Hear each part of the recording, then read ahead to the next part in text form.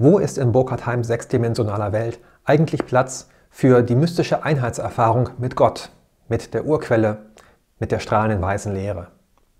Es gibt viele Konzepte für die Beziehung dazu. Ich möchte versuchen, eines zu finden, das Burkhardt-Heims Gedankengebäude gerecht wird.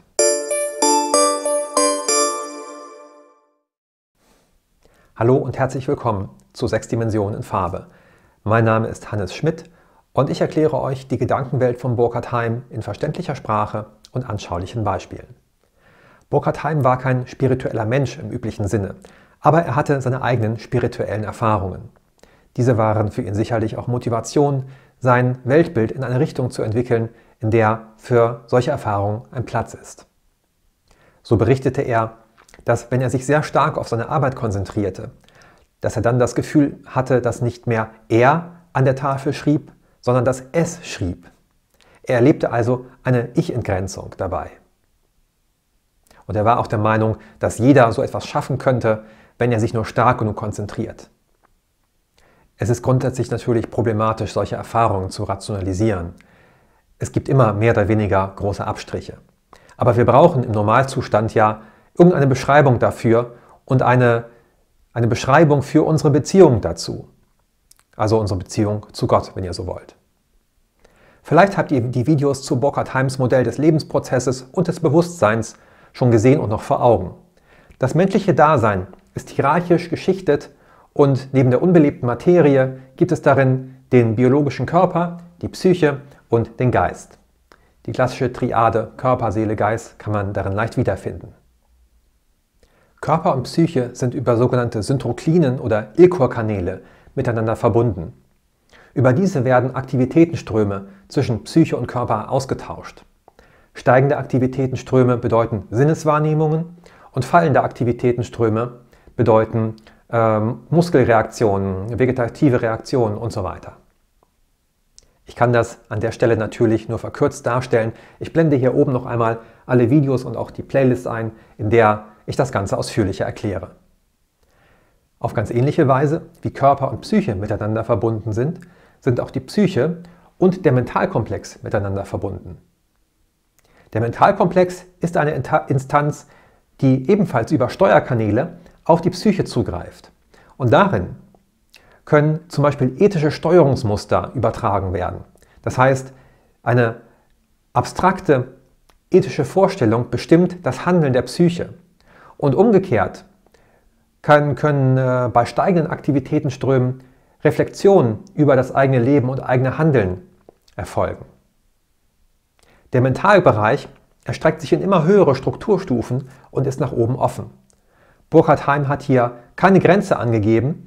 Er war sich nur sicher, dass es immerhin endlich viele Strukturstufen gibt. Es gibt also eine allerhöchste darin. Wie kann nun in diesem Modell eine Beziehung zu den höheren Strukturstufen und der allerhöchsten Strukturstufe aussehen? Dazu müssen sich zunächst einmal die Syntroklinen von ihren üblichen Andockstellen lösen und dann an höhere Seinsbereiche, also höhere Strukturstufen, das sind Entitäten, Eigenschaften des Kosmos, die komplexer sind als das eigene Ich, an solche Strukturstufen müssen sie sich adaptieren. Das kann auf verschiedene Weisen initiiert werden. Zunächst mal natürlich durch geistige Übungen, Meditation. Auch durch psychedelische Substanzen wie LSD oder DMT und so weiter. Es kann durch Lebenskrisen erfolgen oder schlichtweg durch Veranlagung. Was bedeutet das nun für das innere Erleben? Es bedeutet ja, dass sich das Bewusstsein verändert. Zunächst einmal muss die Psyche ruhig und ausgeglichen sein. Deswegen ist es so wichtig, dass der Körper in Ruhe ist, gesund ist, nicht zu viel schwere Nahrung verdauen muss und so weiter. Es ist auch der Grund, warum man sich für mystische Erfahrungen einige Tage oder manche auch mehrere Jahre von der Welt zurückzieht.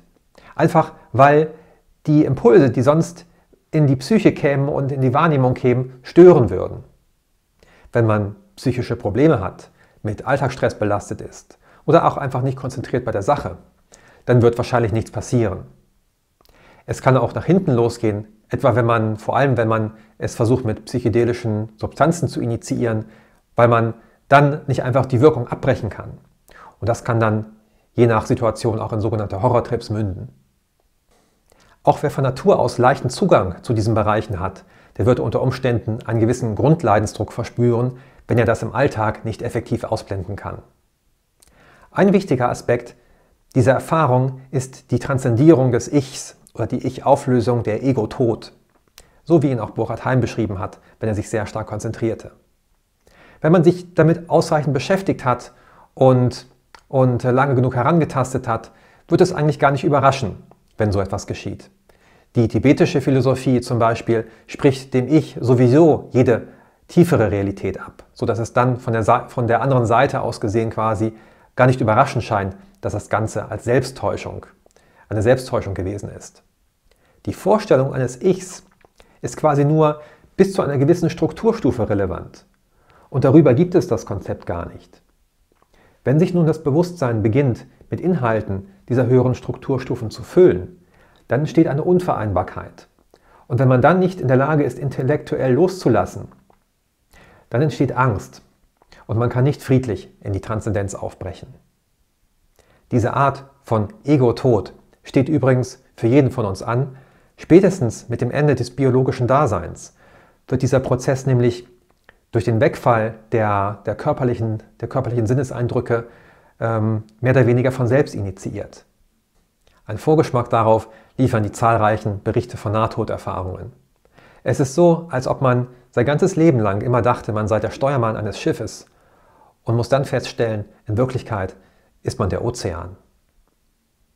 Ich glaube übrigens, dass die Bewusstlosigkeit, die den meisten dieser Nahtoderfahrungen vorausgeht, eine Folge dieses sogenannten Ego-Todes ist, weil dieser von einem unvorbereiteten Geist ausgeblendet wird, einfach weil die Erfahrung zu traumatisch ist. Das sagt auch der Autor dieses sehr guten Buches, das tibetische Buch vom Leben und vom Sterben von Solga Rinpoche. Der Autor schreibt darin zum einen über unsere Einstellung zum Sterben, über die Notwendigkeit einer kulturellen Transformation bezüglich des Umgangs damit und über die inneren Zustände beim Sterben, die Vision im Zwischenzustand und den Prozess der Wiedergeburt, so wie er von dem tibetischen Lehrer Padmasambhava im tibetischen Totenbuch dargelegt wurde. Übrigens wird diese Erfahrung ganz regelmäßig von jedem auch im Schlaf gemacht, ebenfalls evidenterweise unter der Gnade der Bewusstlosigkeit gewissermaßen. Wenn ihr mal euch während des Träumens beobachtet, dann werdet ihr feststellen, ihr habt gar kein scharf umgrenztes Ich. Im einen Moment könnt ihr mehr oder weniger eure gewohnte Persönlichkeit sein, im nächsten aber fühlt ihr euch als jemand anderes oder sogar als ein Gegenstand, ohne dass das in irgendeiner Weise als schlimm empfunden würde. Schlimm ist für den gut vorbereiteten Geist also weder der Ego-Tod noch der endgültige Tod. Und das Ganze kann auch viel selbstverständlicher ablaufen und erlebt werden, als ich das hier so dramatisch beschrieben habe, einfach indem man akzeptiert, dass das eigene Ich nicht das Zentrum des Universums ist und man mit anderen Daseinsbereichen in einem förderlichen, liebevollen Austausch steht. Im Austausch mit diesen höheren Strukturstufen erlebt man demnach höhere Bewusstseinszustände, weil Aktivitätenströme zwischen diesen Ebenen und der Idee der eigenen Existenz ausgetauscht werden. Nicht des eigenen Ichs, sondern des eigenen höheren Selbst, wenn ihr so wollt. Wenn man dann gut aufpasst und den Anweisungen seiner Lehrer folgt, wird man überwältigende Erfahrungen machen können. Natürlich sind diese höheren Seinsbereiche auch bevölkert von allen möglichen Seinsformen, wie Archetypen, Engeln, aufgestiegenen Meistern, Außerirdischen, Verstorbenen mit edler Gesinnung, aber auch zukünftige Formen von Menschen oder auch des eigenen Selbst. Mit all diesen Daseinsformen ist ein Austausch möglich und all diese Kontakte können das irdische Leben auf unendlich viele Weisen bereichern.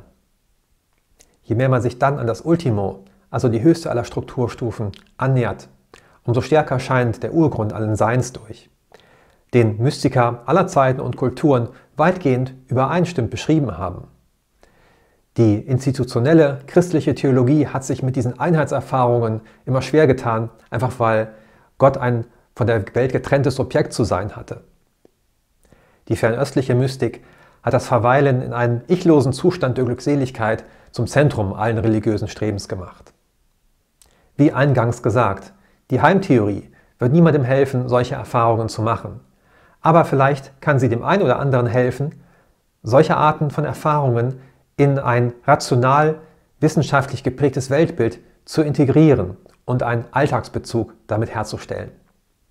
Neben der lebendigen Erfahrung verblasst jegliche Theorie und sie spottet jeder Beschreibung. Der Urgrund allen Daseins ist strahlende weiße Leere. Und aus diesem Strahlen entstehen alle Formen, auch die Kausalität des Intellekts und unsere 6 Dimensionen in Farbe.